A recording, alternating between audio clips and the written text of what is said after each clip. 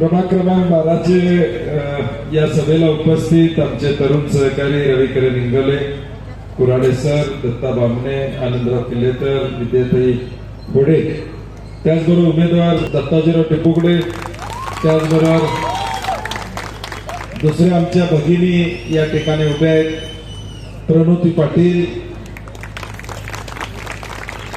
दुसऱ्या आमच्या भगिनी त्या ठिकाणी उभ्या आहेत, दीपाताई मगदूम, आणि जमलेले सर्वच मान्यवर बंधू, माता भगिनी आणि तरुण मित्र. फार वेळ घेणार नाही, कारण की सरदार तलबीजवळ एक सभा आहे, तिथनं पुढे राजेंद्र नगर, बापट कॅम्प आणि 3 सभा आहेत अजून माझ्या.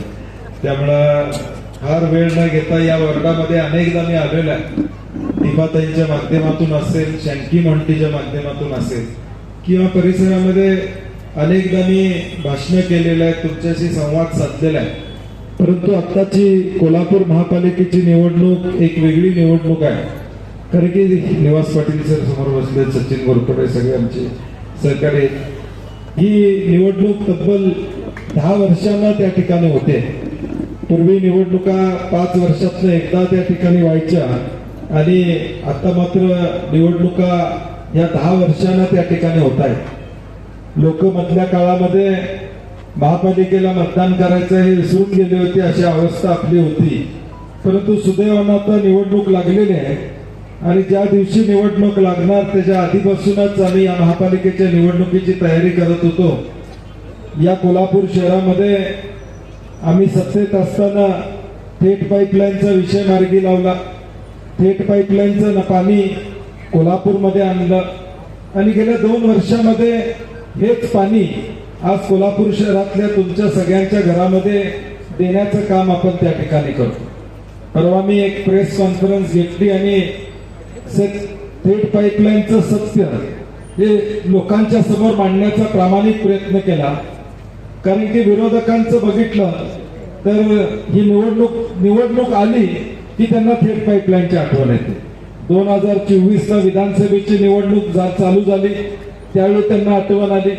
मग निवडणूक लोकसभेची आली की त्यांना थेट पाईपलाईनची आठवण येते. परंतु इतर वेळी मात्र त्यांना या थेट पाईपलाईन बद्दल आठवण येत नाही, किंवा त्याच्यावर ते बोलत नाही. आणि म्हणून त्याचा खुलासा मी केला की गेल्या 2 वर्षामध्ये या कोल्हापूर शहरामध्ये थेट पाईपलाईनचंच पाणी आज आपल्या सगळ्यांना स्वच्छ आणि निर्मल पाणी या ठिकाणी मिळतं. आज कोल्हापूर महापालिकेची निवडणूक लागली असताना आज आम्ही एक जाहीरनामा तयार करायचा निर्णय घेतला. तो जाहीरनामा तयार करत असताना कोल्हापूर कसं तुम्ही म्हणशीला तसं ही भूमिका आम्ही घेतली, आणि लोकांना विनंती केली की तुम्ही या जाहीरनाम्यासाठी तुमच्या सूचना द्या. आपल्याला आश्चर्य वाटेल की जवळजवळ 12,500 लोकांनी आम्हाला सूचना पाठवल्या की नेमकं कोल्हापूरची काँग्रेसची सत्ता आल्यानंतर तुम्ही काय केलं पाहिजे, शिवसेनेची सत्ता, काँग्रेसची आमची सत्ता एकत्रित आल्यानंतर या कोल्हापूर शहराच्या विकासासाठी काय केलं पाहिजे, हे 12,500 लोकांनी आम्हाला कळवलं. आणि त्यातला पहिला मुद्दा होता, 70% लोकांनी कळवलेला, तो म्हणजे रस्ते. हा पहिला मुद्दा होता. आणि बरं, आमचा प्रश्न भाजपला एवढाच आहे की गेले 3 वर्ष तुमचे मुख्यमंत्री आहेत या राज्यामध्ये, तुम्ही नेमके काय काम केलं या कोल्हापूरमध्ये तुम्ही सांगितलं पाहिजे. ठीक आहे, तुम्ही माझ्यावर टीका करताय, काय हरकत नाही, राजकारणातून ती टीका चालते. परंतु तुम्ही 3 वर्षामध्ये या कोल्हापूरसाठी काय केलं याचं उत्तर ते देत नाही, फक्त ते माझ्यावर टीका त्या ठिकाणी करतात. आम्ही म्हणलं तसं 12,500 लोकांनी जाहीरनाम्यासाठी आम्हाला सूचना दिल्या. आम्ही जाहीरनामा काढलेला आपल्याकडे तो व्हॉट्सअपद्वारे पोचलाय काय? नाही. वाचलाय काय? नाही. वाचायला पाहिजे, कारण की यामध्ये प्रचंड कष्ट मी घेतलेला आहे. हा जाहीरनामा फक्त तुम्हाला दाखवायचा, तुम्हाला सांगायचा म्हणून मी केलेला नाही. माझं स्वप्न यामध्ये आहे की या कोल्हापूर शहरासाठी बंटी पाटील म्हणून मी काय करणार, हे माझ्या स्वप्नातल्या सगळ्या ज्या माझी इच्छा आहे किंवा ज्या तुम्ही सूचना केलेल्या आहेत त्या सगळ्या गोष्टी या जाहीरनाम्यामध्ये आम्ही केलेल्या आहेत. विशेष करून महिलांसाठी मला मुद्दामून सांगायचं आहे की महिलांसाठी आम्ही या जाहीरनाम्यामध्ये सांगितलेलं आहे की आमच्या माता भगिनी किंवा आमचे विद्यार्थी विद्यार्थिनी हे KMT बसमध्ये प्रवास करतील त्यावेळी 100% त्यांना प्रवास मोफत असेल या पद्धतीची भूमिका आम्ही त्या ठिकाणी घेतलेली आहे. त्यामुळे ज्यांचं कोल्हापुरात माहेर आहे तिकडे जायला हरकत नाही सारखं. त्यामुळं केएमटीचा प्रवास हा 100% मोफत महिलांसाठी आणि विद्यार्थिनींसाठी आम्ही करण्याचा निर्णय घेतला. महिलांसाठी आज आमच्याकडे एक सूचना आली की आज नोकरीवर असणाऱ्या नवरा बायको आहेत की दोघंही नोकरीवर जातात, बाळ झालंय, माहेर कुठंतरी वाईटच आहे, सासरी कोण नाही, अशी अवस्था अनेक आमच्या नोकरी करणाऱ्या महिलांची. आणि म्हणून बाळ कुठं ठेवायचं 8 तास, तर पाळणा घर ज्या पद्धतीने डे केअर असतो लहान मुलांचं संगोपन करण्यासाठी अनेक शहरामध्ये ते असतं की नोकरीला जाताना आमची आई मुलाला सोडून जाते आणि संध्याकाळी नोकरीवर येताना घेऊन जाते. तसंही काही गोष्टी झाल्या पाहिजे, तशी भूमिका काही लोकांनी मांडली, तेही आम्ही करतो. त्याचबरोबर या शहरामध्ये महिलांना सुरक्षित फिरता यावं यासाठी 19 कोटी रुपये खर्चून उद्याच्या भविष्यकाळात सीसीटीव्हीचं जाळं आम्ही या कोल्हापूर शहरामध्ये संपूर्णपणे या ठिकाणी करणार, जेणेकरून रात्री अपरात्री सुद्धा माझ्या भगिनींना कुठेही फिरताना या कोल्हापूरमध्ये भीती वाटता कामा नये. भयमुक्त वातावरण या कोल्हापूरमध्ये असलं पाहिजे अशी आमची भूमिका. या सगळ्या गोष्टी आम्ही महापालिकेच्या माध्यमातून करत असताना मी माझ्या स्वतःच्या अनुभवातून माझ्या कल्पनातून एक गोष्ट यामध्ये टाकलेली आहे.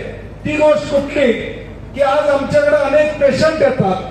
पुरुष ज्यावेळी पेशंट म्हणून येतो त्यावेळी तो पहिल्या स्टेजमध्ये आमच्याकडे येतो. महिला ज्यावेळी पेशंट म्हणून मदत मागायला येते घरातली त्यावेळी ती 3ऱ्या स्टेजला तिचा आजार आलेला असतो त्यावेळी ती. आम्ही अभ्यास केला त्याचा आणि आमच्या असं लक्षात आलं की आमच्या भगिनी आजार हा अंगावर काढतात, सर्दी खोकला झाला तरी अंगावर काढतात, कुठं काढा कर गरम पाणी पी त्यातच चालू असते. अगदी निमोनिया व्हायला आल्यावर मग नवरा दवाखान्यात घेऊन जातो. म्हणजे अगदी अडचण झाल्यावर नवरा दवाखान्यात घेऊन जातो. आणि म्हणून बंटी पाटील म्हणून मी एक मोहीम हातामध्ये घेणार आहे की 2,60,000 तुमची लोकसंख्या या कोल्हापूर महापालिकेमध्ये तुमचा सगळ्यांचा मोफत आरोग्य तपासणी मी वर्षभरामध्ये या ठिकाणी. मग तुमची थायरॉइडची टेस्ट असेल, शुगरची टेस्ट असेल, बीपीची टेस्ट असेल, ईसीजी असेल, या सगळ्या टेस्ट तुमच्या मोफत करून देण्याचं आणि ती माझी संकल्पना. म्हणजे मी स्वतः त्याचं मॉनिटरिंग करणार आहे. फक्त नगरसेवक पुढे जे होतील त्यांना विनंती काय की दर महिन्याला 25,000 भगिनींची टेस्ट होऊ शकेल. 2.5 लाख भगिनींची करायची तर 1 वर्ष लागणार आहे. दर महिन्याला वार्डातल्या किमान 1,000-1,200 महिला या एकत्रित करून त्यांची तपासणी आपण करू. 25,000 दर महिन्याला केल्या तर 2,60,000 महिलांची तपासणी ही वर्षभराच्या काळामध्ये त्या ठिकाणी होऊ शकते. हे का म्हणतोय मी, कारण की गरज असते. आज आमच्या भगिनीला माहित नाही साखर 300 वर आहे, 350 वर आहे. आज कुठं तर जखम झाली त्यावेळी लक्षात येते की मला साखर आहे, तोपर्यंत त्या बिचारीला साखर आहे माहित नसते. दररोज सकाळी चहा 2 चमचे आहेच आणि गोड कमी आहे म्हणजे. हा दोष त्या भगिनीचा नाही आहे, त्या आमच्या बहिणीचा नाही आहे. त्या बिचारीला माहितच नसतं की मला शुगर झालेली आहे. जो पण तपासणी करत नाही, एखादी जखम होत नाही, तोपर्यंत ती जखम या ठिकाणी बरी होत नाही. मग का होत नाही, त्यावेळी शुगर झाले हे लक्षात येतं. आणि म्हणून आम्ही प्रयत्न करणार आहे की किमान महिला आमच्या या आरोग्याच्या दृष्टीनं सक्षम राहतील या कोल्हापूर शहरामध्ये. हा आमचा प्रयत्न प्रामाणिकपणे असणार. त्याचबरोबर या शहरामध्ये आज IT पार्क झालं पाहिजे, त्यासाठी 32 एकर जागा आम्ही शेंडा पार्कला आरक्षित केल्या, टेमलाईवाडीमध्ये आरक्षित केल्या. मी या सगळ्या गोष्टींचा बारकाईने अभ्यास केला आणि माझ्या लक्षात आलं की आज IT पार्क कोल्हापूरमध्ये करायचं असेल तर महापालिकेच्या टॅक्स मध्ये मला त्यांना सवलत द्यावी लागेल. महापालिकेच्या टॅक्स मध्ये समजा 500 मुलींना नोकरी लावणारी एखादी कंपनी आली तर तिला 10% आम्ही प्रॉपर्टी टॅक्स मध्ये सवलत देऊ. समजा 1000 लोकांना नोकरी लावणारी कंपनी आली तर 20% सवलत देऊ. 1000 पेक्षा वर असेल तर 25% सुद्धा सवलत त्याला प्रॉपर्टी टॅक्स मध्ये देऊ. खरं त्यांनी कंपनी इथं सुरू करावी या पद्धतीचं नियोजन आमचं त्या ठिकाणी असतं. कारण की आज अनेक ठिकाणी आम्ही जातो, कोल्हापुरातली मुलं मुंबई पुण्याला या ठिकाणी शिकतात, तिकडे जातात, आणि मग एकदा लग्न झालं, मुलं झाली की ते पोरग काय परत येत नाही इकडं. त्याचा दोष नाही, कारण की लग्न झालेलं असतंय, मुलं असतात, ती शाळेत घातलेली असतात, त्याची माप इच्छा असते आई वडिलांच्याकडे याचं, तरी दोघं नवरा बायको नोकरी करत असतात. त्यांना ही संधी आम्हाला कोल्हापुरात मिळवून देता येईल का, हा माझा प्रामाणिक प्रयत्न यामध्ये या ठिकाणी असतात. मग प्रदूषण मुक्त कोल्हापूर करणं, खड्डे मुक्त कोल्हापूर करणं, या महिलांसाठी योजना त्या ठिकाणी आणणं. आज आमच्या रिक्षा कोल्हापूरमध्ये प्रचंड आहेत. आम्हाला एका तरुण मुलानं सांगितलंय की पार्किंगची समस्या कोल्हापूरमध्ये प्रचंड आहे, आणि म्हणून काय करावं, तर एक कोल्हापूर कनेक्ट नावाचं ऍप महापालिकेचा करायचा.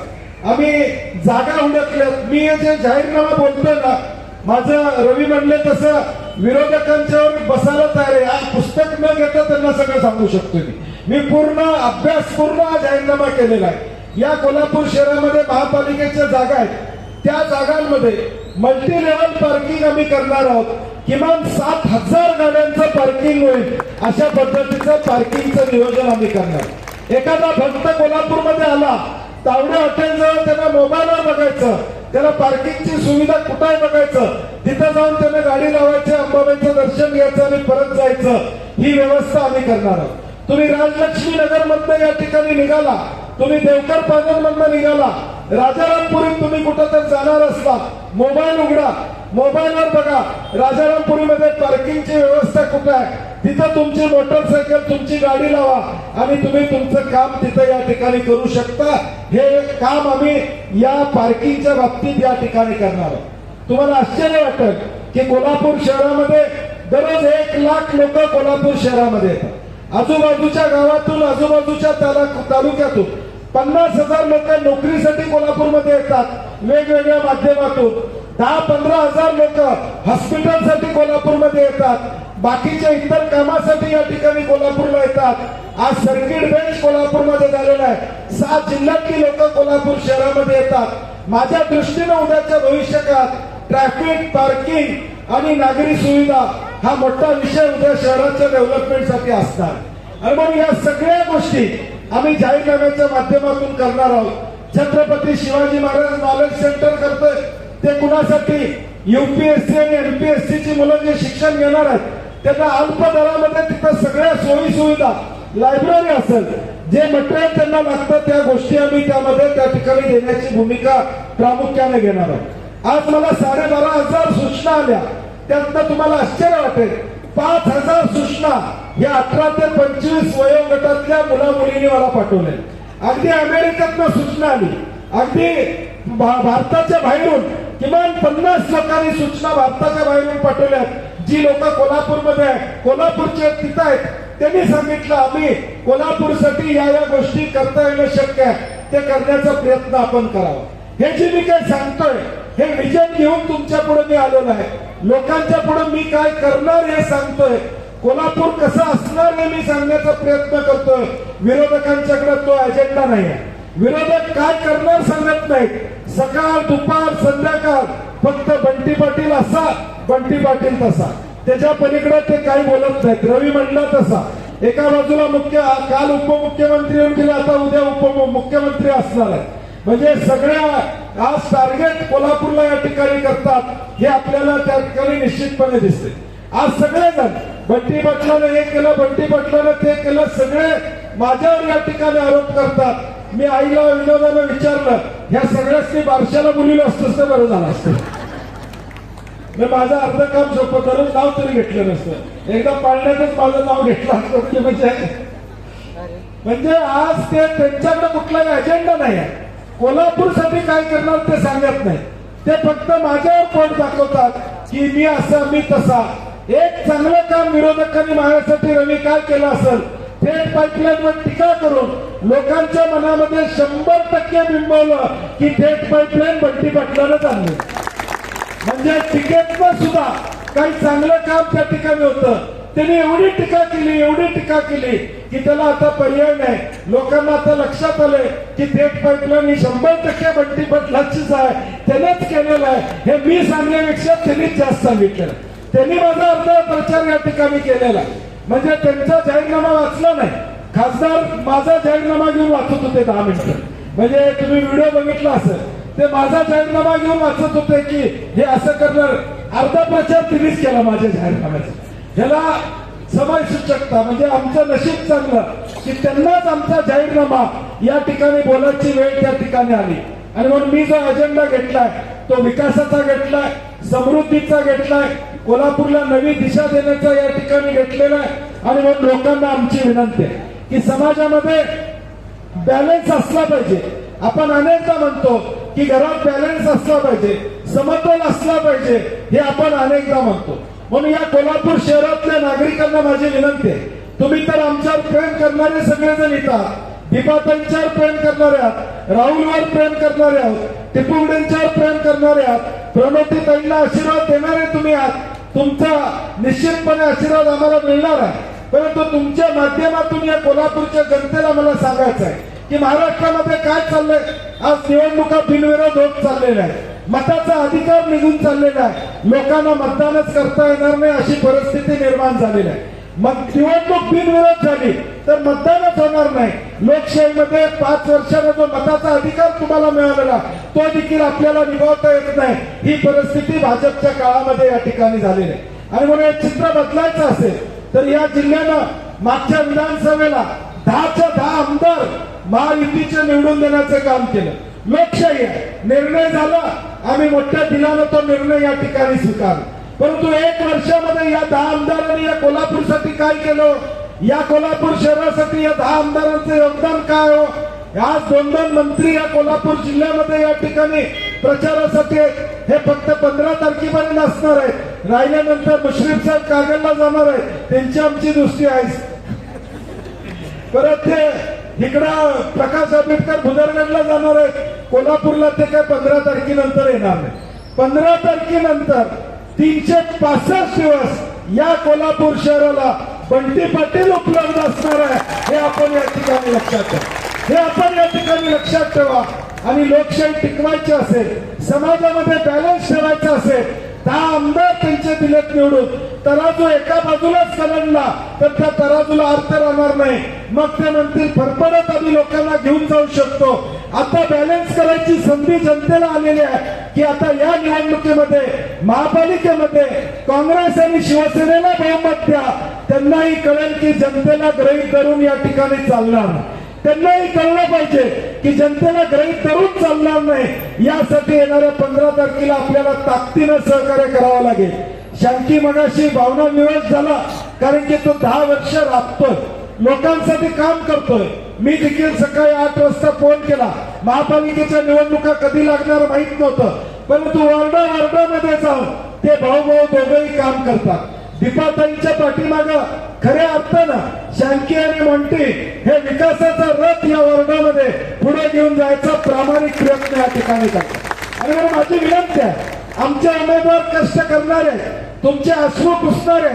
मला आठवतंय कोविडमध्ये या दोघा भावांनी किती लोकांना मदत केलेली आहे हे मला या ठिकाणी माहित आहे. रेमेडिसिव्हर पाहिजेत म्हणून मी पालकमंत्री असताना या दोघांनी काय प्रयत्न केलेत ते मला या ठिकाणी माहित आहे. लस मिळावी म्हणून काय प्रयत्न केलेत ते मला या ठिकाणी माहित आहे. आणि म्हणून माझी विनंती आहे, काम करणाऱ्याच्या पाठीशी आपण राहिलो नाही तर काम करण्याची हुरूप या ठिकाणी राहणार नाही लोकांच्या मध्ये. हे दोघं भाऊ, शँकी असू दे मोंटी असू दे, हे दोघं 24 तास तुमच्यासाठी उपलब्ध आहेत. हे आपण या ठिकाणी विसरून चालणार नाही. आणि जी माणसं आपल्यासाठी 24 तास राबतात त्यांच्यासाठी आपल्याला मतदान करूनच या ठिकाणी सहकार्य करायचं आहे. आणि म्हणून येणाऱ्या 15 तारखेला माझी आपल्याला कळकळीची विनंती आहे, हे पॅम्पलेट आपल्याला पोचलंय का? आता हे आमचे फोटो काय बघत बसू नका, हे मागचं पान महत्वाचं. कारण की या मागच्या पानावर मतदान कसं करायचं लिहिलंय की या मागच्या पानावरचं मतदान हे महत्वाचं असणार आहे. कारण की 4 बटन आपल्याला त्या ठिकाणी दाबायचे. हे पांढऱ्या कलर मध्ये टिपुगडे, दत्ताजी विलास त्यांचं चिन्ह आहे हात. दुसरा गुलाबी कलर मध्ये प्रणोती महेश पाटील त्यांचं चिन्ह आहे हात. आणि मगदूम दीपा दिलीपराव त्यांचं चिन्ह आहे हात. आणि इंगोले राहुल रावसाहेब त्यांचं चिन्ह आहे मशाल. शिवसेना आणि काँग्रेसचे हे 4ही उमेदवार निवडून द्या. विकास कामामध्ये आम्ही कुठेही पडणार नाही, कमी पडणार नाही. तुम्ही काळजी करू नका. केंद्रात त्यांची सत्ता आहे, राज्यात त्यांची सत्ता आहे.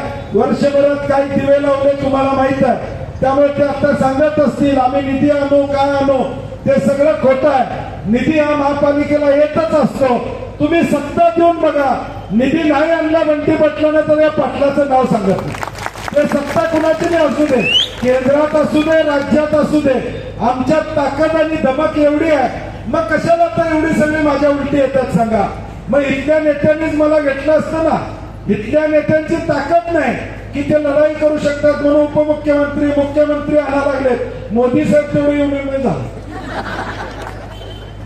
नाहीतर सगळे आले. आणि मग तुम्ही निधी बाबत काळजी करू नका. महापालिकेची सत्ता काँग्रेसला मिळाली तर निधी कसा आणायचं तेवढी अक्कल मला राजकारणामध्ये आहे. सत्ता कुणाची असू दे, लागत तो निधी या कोल्हापूर शहराला मिळेल हा विश्वास या निमित्तानं देतो. आणि येणाऱ्या 15 तारखेला आपण सगळ्यांनी आम्हाला आशीर्वाद द्यावं, सहकार्य करावं एवढी विनंती करतो आणि माझे 2 शब्द संपवतो. जय हिंद, जय महाराष्ट्र. हे आहे गोकुळचं श्रीखंड. अगदी जिभेवर रेंगाळणार. जिभेवरच नाही तर मनावरही रेंगाळणार. गोकुळ श्रीखंड, मनावर रेंगाळणार.